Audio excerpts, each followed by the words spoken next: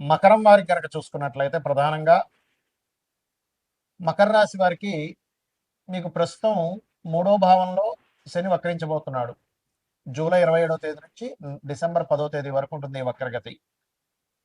మరి ఈ వక్రగతి వల్ల మీకు కలిగే ఫలితాలు, ఏ దేవతారాధన చేసుకోవాలి, ఎటువంటి విషయాల పట్ల మీరు జాగ్రత్తగా ఉండాలి అనేటువంటి అంశాలు చెప్తుంది నేనైనప్పటికీ చెప్పిస్తుంది సాక్షాత్ లలితా అమ్మవారిగా భావిస్తూ ఆ లలితాంబిక అమ్మవారి యొక్క అనుగ్రహం మీకు పరిపూర్ణంగా కలగాలని మనస్ఫూర్తిగా కోరుకుంటూ, ఇక్కడ ఎప్పుడైతే ఈ యొక్క గ్రహం 3లో ఉండి వక్రిస్తున్నాడో మరలా అది 2 వైపు దాన్ని ప్రయాణం జరుగుతూ ఉంటుంది. కాబట్టి మీరు ఎవరికైనా మనీ ఇచ్చే విషయం లేదా మనీ తీసుకునే విషయం, మనీ మ్యాటర్స్ విషయంలో చాలా జాగ్రత్తగా ఉండాలి.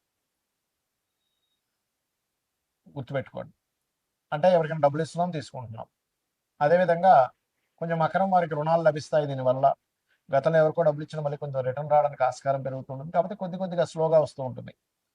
హైయర్ ఎడ్యుకేషన్ రిలేటెడ్ సంబంధించిన గతంలో ఆగిపోయిన కొంతవరకు ముందుకు కదులుతాయి. కాకపోతే ఇక్కడ అష్టమంలో శుక్రకేతువులు కలిసి ఉన్నారు కాబట్టి కొంచెం వాహనం మీద వెళ్ళేటప్పుడు సంతానం విషయంలోని, షేర్ మార్కెట్ విషయాల్లోని ఆగస్టు 2 వరకు కొద్దిగా జాగ్రత్తగా ఉండండి. దాని తర్వాత శుక్రుడికి ఫ్రెండ్ అయినటువంటి శని మీనంలో ఉండి వక్రిస్తూ నీచంలో ఉండే శుక్రుడిని చూస్తాడు. భాగ్యస్థానం నీచంలో ఉండే శుక్రుడిని. కాబట్టి ఆగస్టు 2 నుంచి మీరు ఏదైనా పెద్ద మొత్తంలో ధనాన్ని ట్రాన్స్ఫర్ చేయడం కానీ, లాంగ్ జర్నీస్ వెళ్ళేటప్పుడు ఏదైనా విలువైనటువంటి ఆభరణాలు, విలువైన వస్తువులు, లేకపోతే పెద్ద మొత్తంలో మనీ ఏదైనా పట్టుకొని మీరు జర్నీ చేసేటువంటి అంశాల్లోని ఖచ్చితంగా జాగ్రత్త వహించాలి. గుర్తుపెట్టుకోండి. ఇక మీరు నిత్యము చేయవలసిన దేవతారాధన లలితా సహస్రనామాలు శ్రవణము లేదా పఠనం చేయండి. ఉద్యోగంలో మార్పులు కూడా చూపిస్తున్నాయి. ఓం మాణిక్య మకుటాకార జానుద్వై విరాజితాయ నమః మంత్రం చేసుకున్నట్లయితే ఉద్యోగ సంబంధించినటువంటి విషయంలో చాలా బాగుంటుంది చెప్పాలంటే.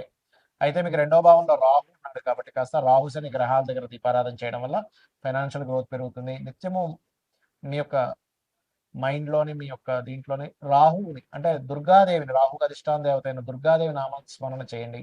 ఓం దుమ్ దుర్గాయ నమః, ఓం దుమ్ దుర్గాయ నమః అని ఖచ్చితంగా బాగుంటుంది. భృగునందనాడి అనేటువంటి శాస్త్రం పరంగా ఒక గ్రహం వక్రించి ఉంది మీ పర్సనల్ చార్ట్లో అనుకుంటే అది ఊరికనే వక్రించడం అని కాదు. మీరు ఆ సమయంలో ఎందుకు పుట్టారు అంటే గురువు వక్రించాడు, లేదా శని వక్రించాడు, శుక్రుడు, బుధుడు లేదా కుజుడు వక్రించాడు, మిగతా రాహుకేతువులు, రవిచంద్రుడు అయితే వక్రించడం చెప్పాం. అయితే ఒకవేళ వక్రించిన నక్షత్రంలో ఉంటే అప్పుడు మళ్ళీ దాని ఫలితం వేరే ఉంటుంది. అయితే ఇక్కడ ఉదాహరణకి మనం శనిదే తీసుకుందాం. ఎవరి పర్సనల్ చార్ట్లో అయినా శని గ్రహం కనుక వక్రించినట్లయితే రూల్ నెంబర్ 1, అది ఏ రాశిలో ఉండి వక్రించింది, వక్రించినప్పుడు వెనక రాశి ఫలితాలు ఇస్తుంది. వెనక రాశుల్లో 1, 5, 9లో ఏ గ్రహాలు ఉన్నాయి ఇది చూడాలి. దీనివల్ల మీకు ఆ వక్రించడం వల్ల సహజంగా ఏంటంటే మనం చూడండి, ఏదైనా శని ముఖ్యంగా అందులో పర్టికులర్గా శని భగవానుడు కనుక వక్రించినట్లయితే మీరు కెరియర్ కోసం మీ లైఫ్లో ఒక మంచి కెరియర్ రావాలంటే ఉన్న ప్లేస్ నుంచి మారాలని చెప్తుంది. మారిన తర్వాత ఎక్కువ సఫర్ అయ్యి మీరు సక్సెస్ అవుతారా లేకపోతే ఈజీగా సక్సెస్ అవుతారా అనేది ఇట్స్ డిపెండ్ ఆన్ మీ పర్సనల్ చార్ట్లో శనికి వెనక రాశుల నుంచి ఉండే గ్రహాల యొక్క స్థితిని బట్టి ఆధారపడి ఉంటుంది. గుర్తుపెట్టుకోండి. వక్రించి ఉచ్చ స్థానంలోకి వెళ్తున్నాడు, వక్రించి నీచంలోకి వెళ్తున్నాడు. ఇప్పుడు ఉదాహరణకి శని వృషభంలో ఉండి వక్రించి నీచంలోకి వెళ్తున్నాడు, ఇట్స్ నాట్ గుడ్. బట్ అదే ధనస్సులో ఉండే వృశ్చికంలో ఉండే శని వక్రించాడు, అప్పుడు ఉచ్చ స్థానంలోకి వెళ్తాడు. అంటే ఉచ్చమా నీచమా ఏ గ్రహం వక్రించినా వెళ్ళి ఏ రాశులతో కనెక్ట్ అవుతుంది, ఏ గ్రహాలతో కనెక్ట్ అవుతుంది, ఎటువంటి విషయాలను సూచిస్తుంది అనే విషయాన్ని చూసుకోవాలి. సో ఫస్ట్ ఆఫ్ ఆల్ శని అనేది కర్మకారకుడు. రెండు జాబులు చేయడం లేకపోతే ఉన్న జాబ్ కోసం వేరే ప్రాంతానికి వెళ్తే సక్సెస్ అవ్వడం అనేటువంటిది ఇస్తుంది. గుర్తుపెట్టుకోండి. ఇక రెండవది గురువు. మీ జన్మజాతకంలో గురువు వక్రించాడు అంటే గురుసేవ బ్యాలెన్స్ ఉండిపోయింది. ఇక్కడ పూర్వజన్మల్లో మనం ఎక్కడో గురువుకి సమ్ మిస్టేక్స్ చేసాం, అజ్ఞానంలోనో ఏదో భయపడుతూనో సంథింగ్ ఎక్కడో మిస్టేక్ జరిగింది. అంటే కొన్నిసార్లు మనం తెలియకుండానే కొంతమందికి తెలియకుండానే జరిగిపోతుంటాయి, మన కోరికల వల్ల లేకపోతే మన ఇష్టాల వల్ల, మనం అనుకునేటువంటి కొన్ని పనుల వల్ల ఏదో అలా గురువు విషయంలో కూడా ఏదో తప్పిదం జరిగింది. దాన్ని ఫుల్ఫిల్ చేసుకోవడానికి వచ్చారు భూమి మీదకి అని అర్థం చేసుకొని వీలైనంత మటుకు ఆధ్యాత్మిక చింతనలో ఉండడము. సంతానం విషయంలో కూడా, ఎందుకంటే గురువు సంతానానికి కూడా కారకుడు, రవి గురువులు. సంతానానికి సంథింగ్ ఏదో బ్యాలెన్స్ ఉన్నాము మనం చేయవలసింది ఉంది. కొన్నిసార్లు చూడండి కొంతమంది ఇళ్లలో ఏంటో వీళ్ళ సంతానాన్ని కూడా ఈయన చూసుకుంటున్నాడు, ఇంకా వాళ్ళు ఇంకా సెటిల్ అవ్వలేదు అంటూ ఉంటారు. ఇక్కడ ఏంటంటే 2 విషయాలు. ఒకటి, వాళ్ళ జాతకాల్లో సెటిల్మెంట్ లేట్ ఉంటుంది. సమ్ టైమ్స్ వీళ్ళకి ఇంకా రుణం ఉంటుంది వాళ్ళకి చేయాల్సినవి. అంతా రుణానుబంధ రూపేణ పశుపక్ష సుతాలయ అంటుంటాం. సో అదేవిధంగా జ్ఞానము, జ్ఞాన సంబంధించిన దేవతా సంబంధించినవి షేర్ చేయడం వేరే వాళ్ళకి ఇది చేస్తుండాలి జూపిటర్ వక్రించినట్లయితే. అదేవిధంగా జీవుడు అని కూడా చెప్తారు నాడీ ఆస్ట్రాలజీలో. అది వక్రించినప్పుడు ప్రదేశం మారితే కూడా మంచిదా కాదా అనేది డిపెండ్ ఆన్ గురువు వెనక రాశుల్లో ఉండే గ్రహస్థితిని పరిశీలన చేయాలి. ఇక శుక్రుడు వక్రించాడు. ఒకటి గుర్తుపెట్టుకోండి, శుక్రుడు కనుక ఎప్పుడైనా మీకు వక్రించాడు అంటే మీ యొక్క జీవితంలో వివాహం అనేటువంటి విషయం ఖచ్చితంగా అది సప్తమంలో ఉండి వక్రించినట్లయితే వివాహం విషయం ఒకళ్ళని అనుకొని మిస్ అయ్యి మళ్ళీ ఇంకోళ్ళు చేసుకోవడం జరుగుతూ ఉంటుంది. అరే అనుకున్నామండి, దగ్గర దాకా అనుకున్నాం, మిస్ అయిపోయింది. లేకపోతే ఒక్కోసారి వివాహం అయి కూడా మళ్ళీ వాళ్ళు వద్దని కూడా వదిలేయడం లాంటివి జరుగుతుంటాయి ఎక్కువగా. రెండవది, శుక్రుడు వక్రించినప్పుడు ఆ యొక్క శుక్రగ్రహం వెనక రాశుల్లో ఉండే గ్రహాలను బట్టి మనం అబ్జర్వ్ చేయాలి. అంటే అలాగా శుక్రుడు వక్రించాడు, ఆ శుక్రుడు ఏ గ్రహాలతో కనెక్ట్ అవుతున్నాడు చూడాలి. మంచి గ్రహాలతో కనెక్ట్ అవుతున్నాడు వక్రించి, మీకు లగ్జరీకి లోటు ఉండదు, బ్రహ్మాండంగా లగ్జరీ లైఫ్ ఉంటుంది, ఫైనాన్షియల్గా మంచి గ్రోత్ ఉంటుంది, రెండు రకాలుగా ధనయోగాలు ఉంటాయి. ఎందుకంటే ఫైనాన్స్ కారకుడు కూడా శుక్రుడు కాబట్టి అలా. అదేవిధంగా బుధుడు వక్రించాడు అనుకోండి, ఎవరికైనా ఎవరి జన్మ జాత చక్రంలో అయినా వాళ్ళ పర్సనల్ చార్ట్లో బుధ గ్రహం వక్రించింది, అప్పుడు మీరు చేయవలసింది ఏమిటి అంటే ఎప్పుడు కూడా మీకున్న నాలెడ్జ్ని షేర్ చేయాలి. అంటే పూర్వజన్మల్లో నాలెడ్జ్ షేర్ చేయకుండా దాచేసుకున్నారు, ఏదో మీరు మీ ధర్మం నాలెడ్జ్ షేర్ చేయాల్సింది ఏదో వర్క్ ఉంది దాచేసుకున్నారు. ఎప్పుడు మీరు నాలెడ్జ్ షేర్ చేస్తేనే ఆ కర్మ అనేటువంటి తొలగుతుంది, గుర్తుపెట్టుకోండి.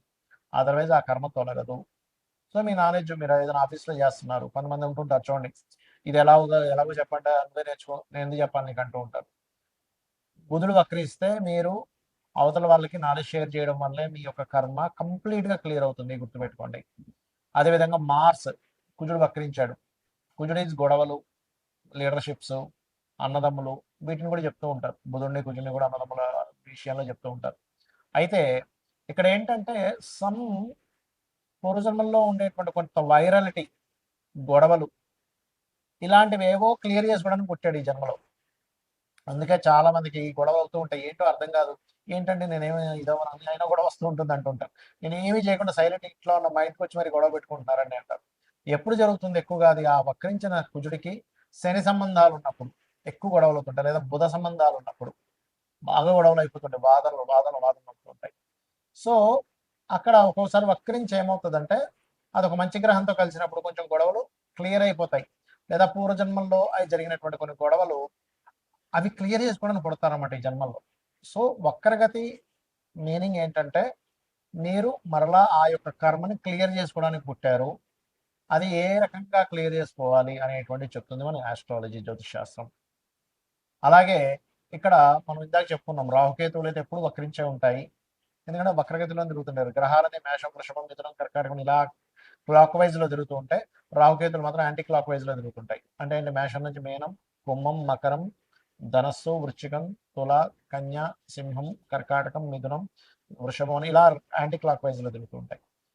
అయితే వీటికి సహజంగానే వక్ర స్థానంలో ఉన్నారు కాబట్టి ఏదైనా వక్రగ్రహం నక్షత్రాల్లో ఉంటే అప్పుడు మళ్ళీ ఇది కొంచెం డిఫరెంట్గా యాక్ట్ చేస్తూ ఉంటుంది. రవిచంద్రుడు కూడా వక్రించిన నక్షత్రాల్లో ఉన్నప్పుడు మాత్రం తల్లికి, అంటే చంద్రుడు వక్రించిన నక్షత్రంలో ఉంటే తల్లికి ఏదో ఈ జాతకుడు రుణపడి ఉన్నాడు, లేదా రవి వక్రించిన నక్షత్రంలో ఉంటే తండ్రికి రుణపడి ఉన్నాడు. తల్లిదండ్రులకు సహజంగానే రుణంలో ఉంటాం మనం, కానీ ఇంకాస్త ఎక్కువ రుణపడి ఉన్నాము, వాళ్ళకి ఎక్కువ సేవ చేయాలి, దానికోసం నేను జన్మెత్తావు అనే ఒక విషయాన్ని మనం అర్థం చేసుకోగలగాలి.